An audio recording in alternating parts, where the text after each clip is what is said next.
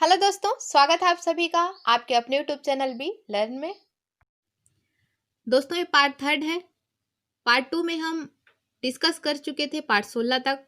Part 16 में कुछ जानवरों के बारे में ही बताया गया है। तो आइए देखते हैं। गाय के आगे के दांत छोटे होते हैं, पत्तों को काटने के लिए, घास चबाने के लिए पीछे के दांत चपटे और बड़े होते हैं। मोस्ट इंपॉर्टेंट है, यहाँ से क्वेश्चन बनता है।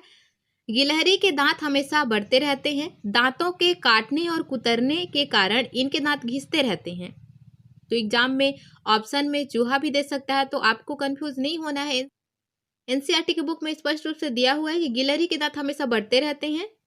दांतों के काटने और कुतरने के कारण इनके दांत घिसते रहते हैं। बिल्ली के दांत नुकीले होते हैं, जो मांस फाड़ने और काटने के काम आते हैं। इसके अतिरिक्त और भी बहुत सारे जानवरों के बारे में दिया गया है, उतना इम्पोर्टेंट नहीं था। जैसे कि सांप के दांत होते हैं। सांप के दांत जो है काफी नुकीले होते हैं, लेकिन वह अपना शिकार कैसे करता है? अपना शिकार निगल जाता है। मीन्स जो छोटे जीव को खाता है उन्हें निगल जाता है, उन्हें चबाता नहीं है। उसके बाद है पार्ट 17, नंदिता मुंबई में। इस पार्ट में कुछ खास था नहीं एग्जाम में आने लायक। तो आइए हम देखते हैं नेक्स्ट चैप्टर। पार्ट 18 है दोस्तों, पानी कहीं ज्यादा कहीं कम। नल्लामड़ा गांव आंध्र प्रदेश में स्थित है। होलगुंडी गांव कर्नाटक में स्थित है। याद रखिएगा, नल्लामड़ा गांव कहाँ पर है? आंध्र प्रदेश में, और होलगुंडी गांव है कर्नाटक में। कब परेड मुंबई में स्थित है। गंदा पानी पीने से दस्त व हैजा होता है। इस पार्ट में बताया गया है कि गंदा पानी पीने से दस्त व हैजा होता है। दस्त व हैजा याद रखिएगा, क्वेश्चन बन सकता है। गंदा पानी के सेवन से कौन सी बीमारियां होती हैं? तो दस्त और हैजा। होलगुंडी गांव में बच्चों की पंचायत का नाम भीमा संघ है। मीन्स बच्चों की पंचायत होती थी, बच्चों का ही एक संघ था, बच्चे ही पंचायत करते थे। और जब पानी की समस्या हो गई थी तो टंकी को साफ करने का जिम्मा भी बच्चों ने ही लिया था। इस पार्ट में बताया गया है, तो याद रखिएगा, मोस्ट इंपॉर्टेंट है। होलगुंडी गांव में बच्चों की पंचायत का नाम क्या था? भीमा संघ था। पार्ट 19 है दोस्तों, जड़ों का जाल। इसमें जड़ों के बारे में बताया गया है। बरगद के पेड़ की लटकन उनकी जड़ें होती हैं। डायग्राम में आप देख सकते हैं, जो बरगद के पेड़ की टहनियों से जो लटकन निकलती है वो जड़ होती है, जैसे कि हम डायग्राम में देख सकते हैं। और एक स्तंभ का कार्य करती है, मीन्स पेड़ को सहारा देने का कार्य करती हैं। ये आगे चलकर जमीन के अंदर चली जाती हैं, जैसे कि हम डायग्राम में देख ही सकते हैं। ये स्तंभ की तरह कार्य करती हैं, पौधे को सहारा देती हैं। दोस्तों, ऑस्ट्रेलिया में रेगिस्तानी ओक पाया जाता है। तो आप रेगिस्तानी ओक देखकर राजस्थान मत लगाइएगा। रेगिस्तानी ओक वृक्ष का नाम है और कहाँ पाया जाता है? ऑस्ट्रेलिया में पाया जाता है। दोस्तों, ओक पेड़ की जड़ें पेड़ की लंबाई की 30 गुना गहराई तक जमीन में जाती हैं, जब तक कि वे पानी तक ना पहुंच जाएं। यह पानी पेड़ के तने में जमा होता रहता है। पानी की कमी होने पर यहाँ के लोग तने के अंदर पतला पाइप डालकर पानी निकाल लेते हैं। पार्ट 20 है दोस्तों, मिलकर खाएं। इस पार्ट में बिहू त्योहार के बारे में बताया गया है। बिहू त्योहार कहाँ मनाया जाता है? असम में मनाया जाता है। असम में चावल की जो नई फसल होती है उसके काटने पर बिहू का त्योहार मनाया जाता है 14 या फिर 15 जनवरी को। उरुका, बिहू से पिछले दिन की शाम को, मतलब बिहू से 10 पिछले दिन की जो शाम होती है उसी को कहा जाता है उरुका। भेला घर, घास और बांस से तैयार घर को भेला घर कहते हैं। इस पाठ में बताया है कि मिड डे मील स्कीम की शुरुआत 15 अगस्त 1995 को आरंभ की गई थी। मिड डे मील की शुरुआत कब की गई थी? 15 अगस्त 1995 को की गई थी।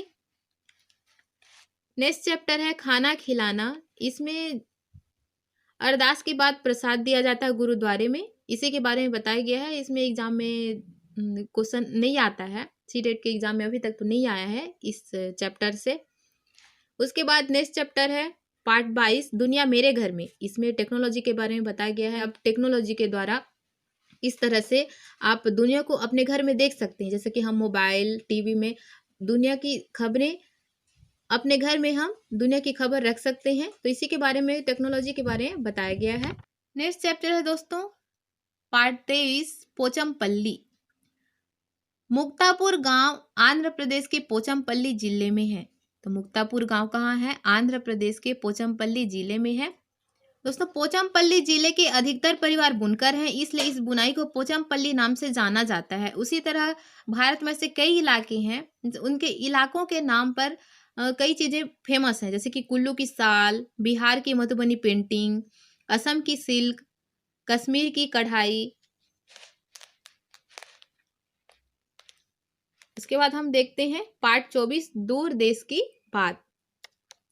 अबू धाबी में रेत के पहाड़ होते हैं जिन्हें रेत की टीलें भी कहते हैं। रेत की टीलें क्या होती हैं? अबू धाबी में रेत के पहाड़ होते हैं, बहुत ज्यादा रेत होती है वहां पर, तो रेत की पहाड़ को वहां रेत के टीले भी कहते हैं। अबू धाबी यूएई में है, मीन संयुक्त राज्य, जैसे अमेरिका है ना वैसे ही संयुक्त राज्य अरब। यूएई की राजधानी अबू धाबी है, याद रखें यूएई की राजधानी कहाँ है? Abu Dhabi. दोस्तों मोस्ट इंपॉर्टेंट सीटेट में बार बार रिपीट होने वाला क्वेश्चन है, अबू धाबी की मुद्रा दिरहम है। ऑप्शन में दे देता है दिरहम, दिनार।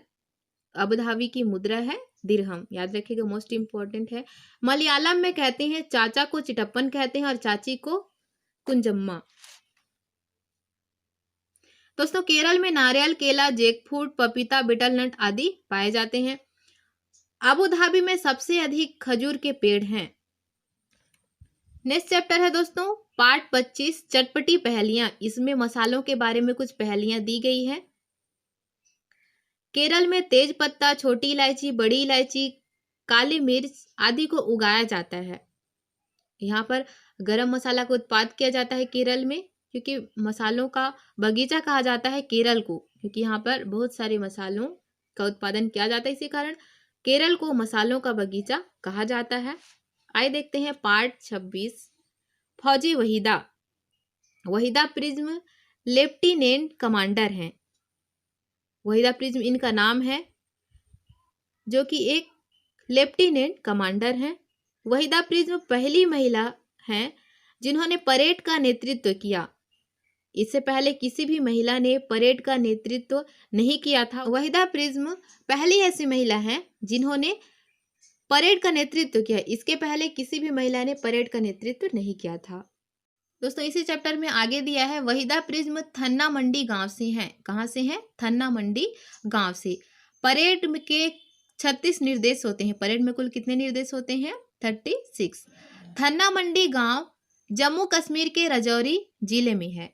दोस्तों क्लास 4 का लास्ट चैप्टर है पार्ट 27, कोशिश हुई कामयाब। तो लद्दाख में इस पार्ट में बताया गया है कि माँ को आमाले कहते हैं, पिता को आबाले कहते हैं और दादाजी को मेमेले कहते हैं। इस पार्ट का नाम कोशिश हुई कामयाब इसलिए रखा गया है क्योंकि इस पार्ट में एक विकलांग बच्ची रहती है जो कि स्कूल नहीं जा पाती है, क्योंकि उसको स्कूल ले जाते उसके पापा थक जाते हैं, क्योंकि एक नदी रास्ते में, स्कूल जाते समय रास्ते में एक नदी पड़ती है जिसके कारण वह बच्ची विकलांग होती है तो नहीं जा पाते हैं। तो उसके दोस्त जो रहते हैं वे एक पुल बना देते हैं, आपस में मिलकर उनके जो फ्रेंड रहते हैं वे एक पुल का निर्माण कर देते हैं और जिससे होकर व्हील चेयर से होते हुए बच्ची स्कूल पहुंच जाती है। इसीलिए इस पार्ट का नाम कोशिश हुई कामयाब रखा गया है। दोस्तों नेक्स्ट पार्ट में हम क्लास 5 के चैप्टर को स्टार्ट करने वाले हैं। तो आज के वीडियो में बस इतना ही, मिलते हैं नेक्स्ट पार्ट में। Thank you so much for watching this video.